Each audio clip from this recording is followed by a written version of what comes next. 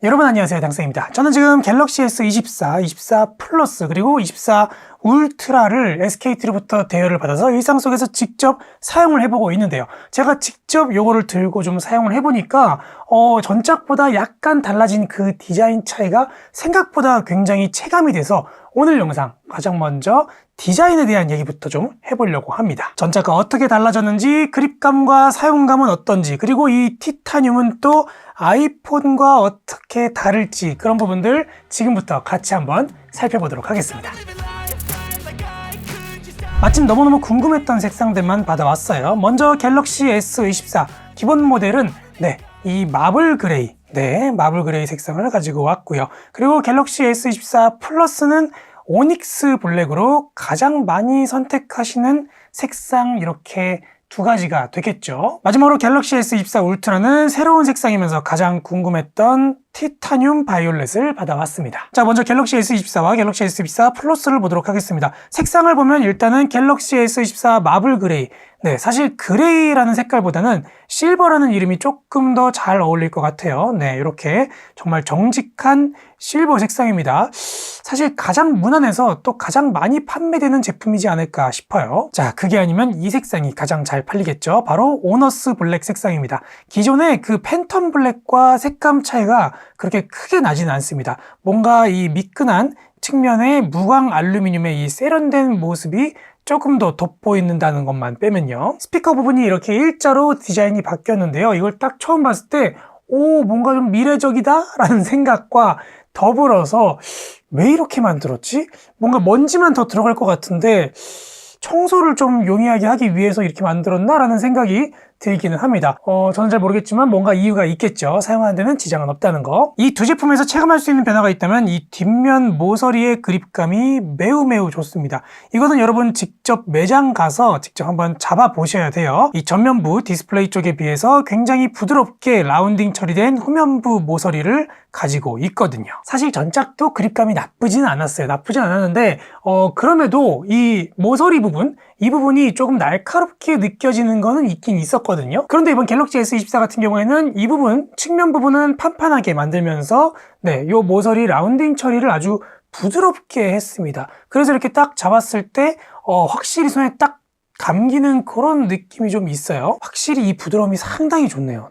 물론 케이스를 다들 끼우고 자, 이번에는 울트라입니다. 먼저 이 색상을 보면요, 만약에 제가 이번에 삼성닷컴 전용 색상을 구매하지 않았다면 진짜 이 색상을 구매했을 것 같아요. 그냥 보라색이 아니고요, 뭔가 짙은 그레이 빛깔도 나고요, 그냥 네이비 같은 색상 같기도 하고요. 오묘한 색상입니다. 티타늄 그레이와 티타늄 바이올렛 이 두 색상만 이 프레임의 티타늄 색상이 똑같거든요. 이 두 가지만 별도의 색을 입히지 않은 티타늄 그대로의 색상인 것 같은데요. 유난히 티타늄 바이올렛이 티타늄 색상과 가장 잘 어울리는 색상인 것 같아요. 뭔가 이 골드 느낌도 나면서 뭔가 실버 느낌도 나면서요. 너무 예쁘지 않나요? 자, 여기서 살짝 이 아이폰과 티타늄 느낌을 살짝 비교해 보자면 이런 차이가 있습니다. 잘 보이실지 모르겠어요. 이렇게 이런 차이가 있습니다. 빛에 비춰보면 이 아이폰은 뭔가 세로로 이렇게 공정이 된 듯한 세로줄이 보이면서 조금 더 미끈한 느낌이 있는데, 갤럭시 S24 울트라는 특정한 어떤 무늬 없이 조금 더 이렇게 매트한 느낌이 들기는 합니다. 역시 티타늄, 정말 고급스럽네요. 자, 이번 갤럭시 S24 울트라의 경우에는 전작과는 다르게 이 디스플레이의 엣지 부분이 전작보다 상당히 줄어들었어요. 언제나 그래왔듯 후면도 동일한 각도로 이렇게 라운딩 처리가 되다 보니까 이 측면 부분, 이 측면 부분의 면적이 전작보다 넓어졌습니다. 자, 이렇게 전작보다 살짝 더 넓어진 걸 볼 수가 있어요. 그래서 결론적으로 이 휴대폰 기기 자체의 두께는 살짝 얇아졌는데 이 측면 부분이 넓어지다 보니까 어쩔 수 없이 이렇게 잡았을 때 그립감이 훨씬 좋아졌습니다. 그러다 보니까 측면 버튼의 이 면적도 조금 더 두꺼워졌죠. 사용감에 영향을 줄 수밖에 없고요. 특히 나중에 케이스를 끼웠을 때는 훨씬 더 체감이 되겠죠. 훨씬 더 안정감 있게 사용할 수 있을 것 같아서 아주 마음에 드네요. 디스플레이 엣지가 줄어들면서 이 S펜의 사용감을 높였다라고 소개를 하고 있죠.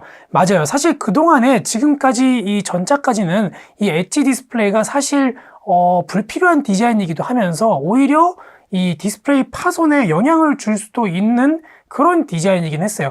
그렇지만 S펜을 사용하는데 불편하진 않았거든요. 보시다시피 어차피 베젤이 있기 때문에 이 엣지 안쪽으로 거의 사용을 하게 되기 때문에 크게 불편하지는 않았어요. 그런데 막상 이 엣지 부분이 확 줄어든 걸로 사용을 하니까 또 확 체감이 되더라고요. 이 디스플레이 끝에 가서 확 미끄러지는 그런 느낌도 없고요. 그리고 필름을 붙였을 때 유난히 보였던 이 뭔가 이 디스플레이의 이 끝부분 왜곡 이런 것도 확실히 덜하고요.